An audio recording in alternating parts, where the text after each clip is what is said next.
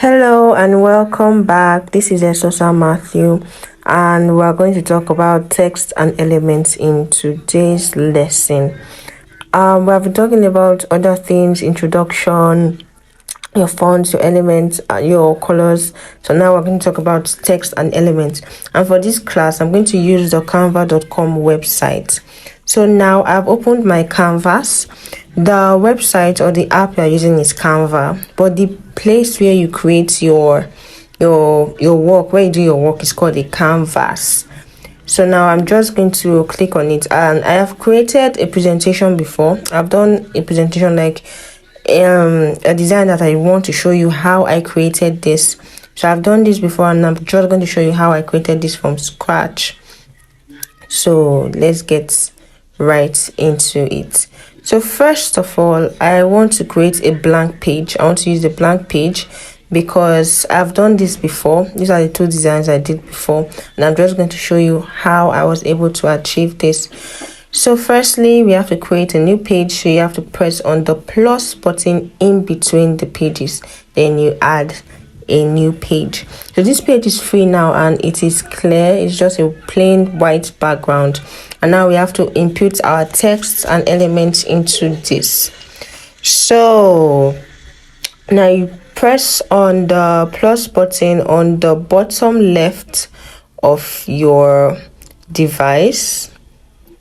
Okay, so you can see the different options we have. We have the text elements, uploads, photos, apps, and all those things. So we are going to click on the text points. Click on the text points. Now, I told you about fonts and colors before. You can see the different fonts pairings that they have as examples that you can use for your own design from scratch.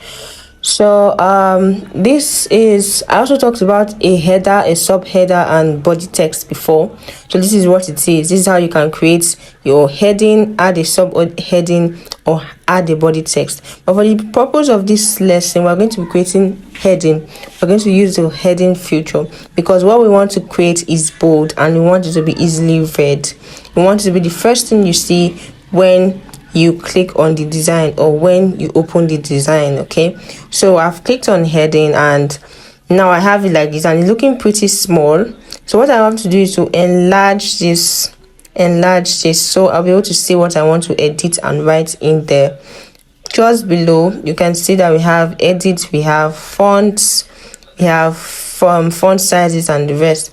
So we have colors, we have formats, we have spacing. These are the various features you can use to edit your text and make it perfect for the design. So I'm going to come back now and click on edit because I want to edit the words. The words on this is add a heading. So I want to edit this. So if I want to move this, I can also just use my hand to move it upward or downward. But let's go to edit right now. So click on edit, and you edit your text and write whatever you want to write. So I'm going to just write here to begin with.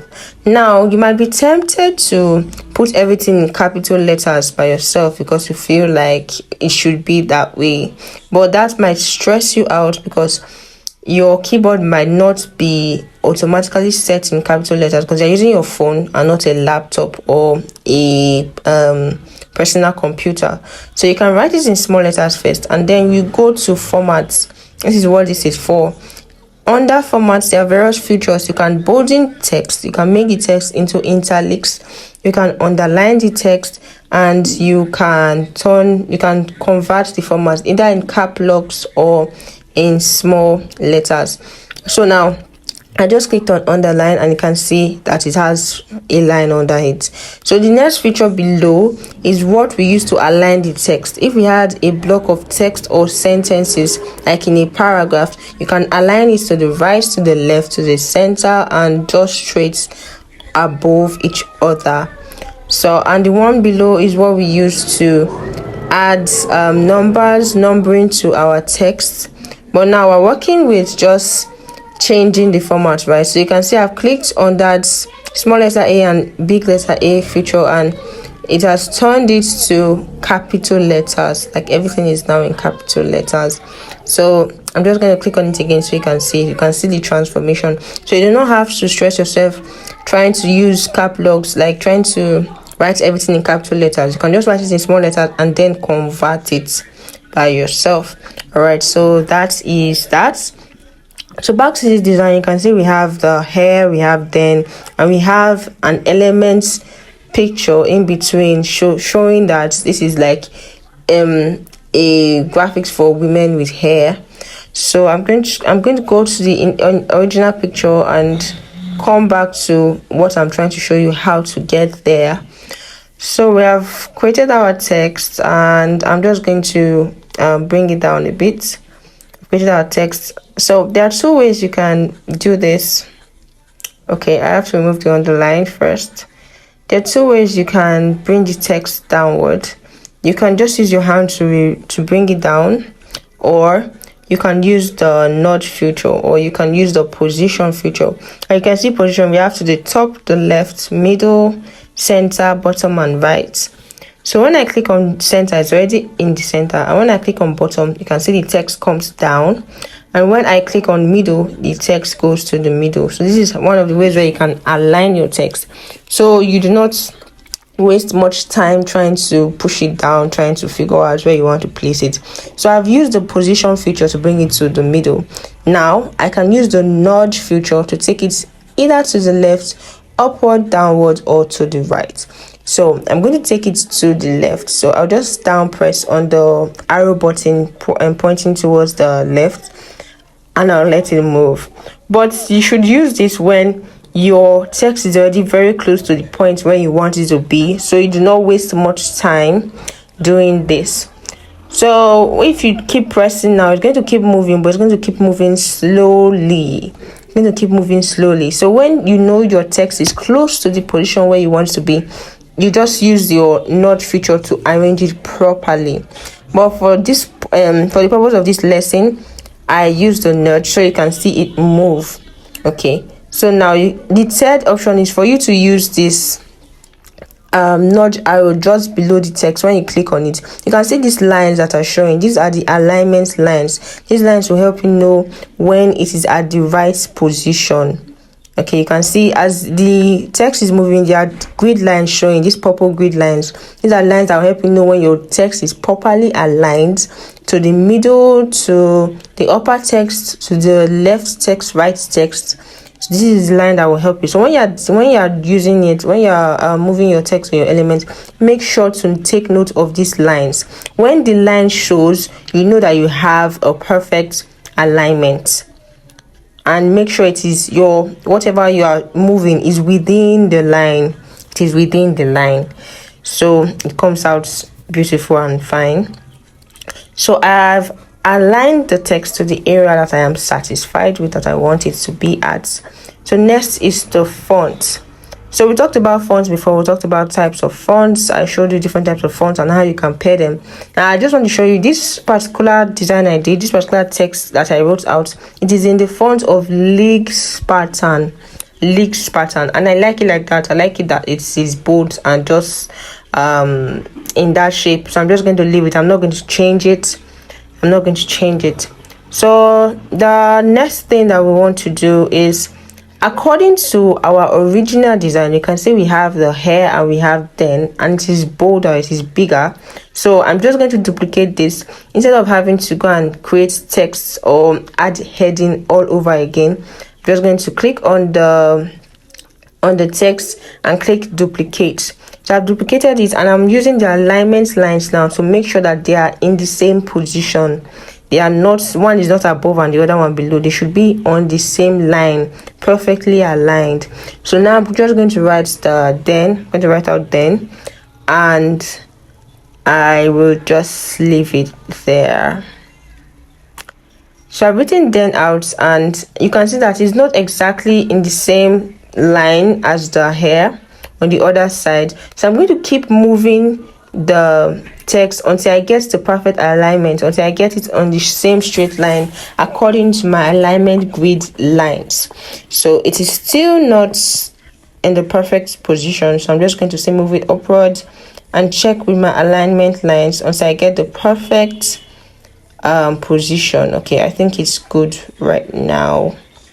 It's okay right now. So I've gotten the perfect position that I want. Now it is to add my elements. So I click on the plus button on the left bottom corner of the canvas, and you can see elements. I just click on elements. Now when you want to click on elements, when you want to search elements, there are basic keywords that you should use.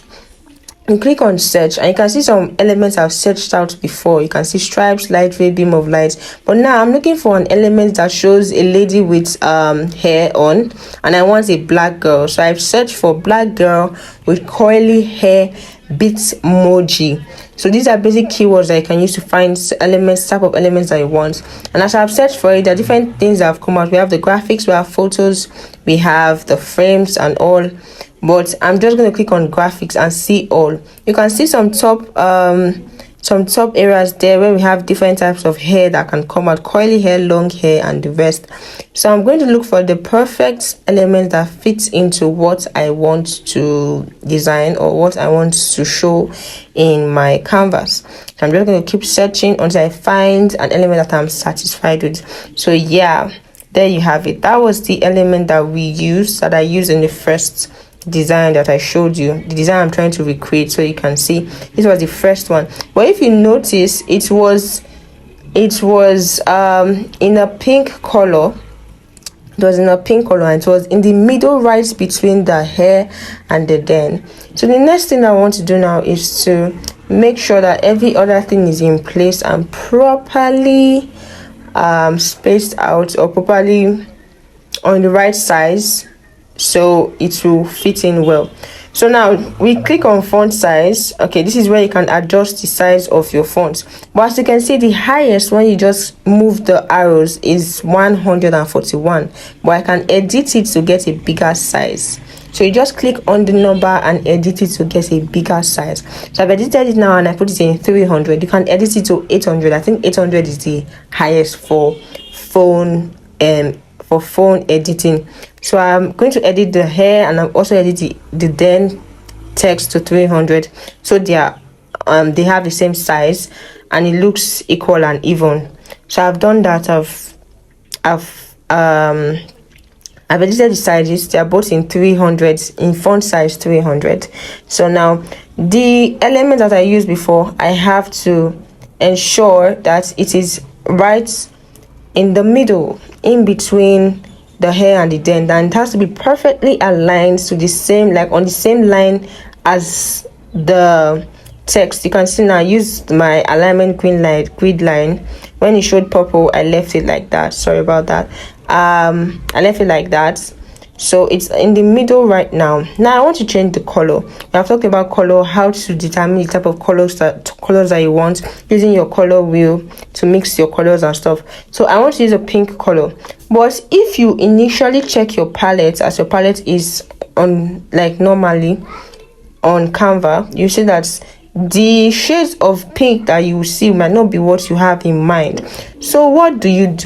Now this is why I am doing this design on the Canva website and not on the app, because I want to be able to interchange, bring in extra features from extra websites and apps without having to leave the app and distorting my design. So I'm just going to search for Color Hex. Color Hex is a website where you can just check colors, get info on colors, check out the different tints, the different tones, the different shades, just as I taught you before, or as I said before. So I've opened the Color Hex website and I'm going to look for, you can see Color Hex gives information about colors. So I'm going to look for or search for the color pink and find the perfect shade of pink, or the perfect tint of pink, or the perfect form of pink that I want. So I'm just going to search pink. So the aim I'm looking for here, or what I'm aiming at, is to get the perfect type of pink I want, and then copy the code and insert it into my canvas. So just watch me as I go. So I've searched for pink, and these are the different shades, different tones, different tints that I got. So I don't like any of them that I'm seeing here. So I go down until I get to different palettes of pink. You can see the things I taught you before: complementary, triadic, monochromatic colors.